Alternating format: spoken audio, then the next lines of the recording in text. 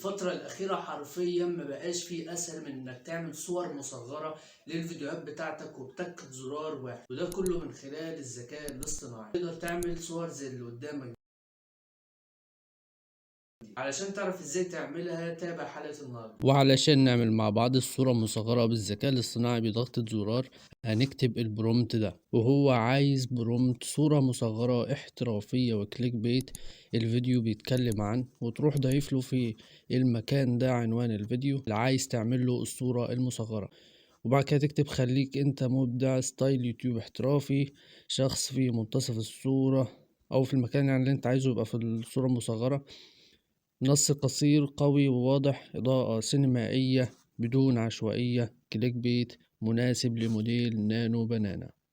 وطبعا هسيب لكم الكلام ده في التعليقات أو في وصف الفيديو تقدر تشوفه. هيطلع لك البرومت بكل بساطة وسهولة زي ما انت ما شايف كده. هننسخ البرومت. بعد كده هنروح لجوجل كروم، نروح لموقع lmarena.ai، ومن فوق هنا هنختار دايركت شات، وهندوس على أيقونة الصورة من تحت هنا كده، ومن علامة الزائد هنضيف صورة الشخص اللي احنا عايزينه يكون في الصورة المصغرة، وهنضيف البرومت تحت الصورة، وهندوس على السهم الأبيض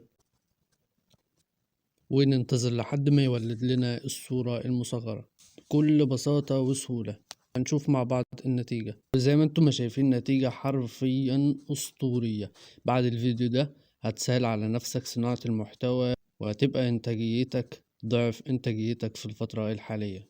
فما تنساش تشترك في القناة عشان يوصلك إشعار بالفيديوهات الجديدة، لأن الجديد دايما مفيد.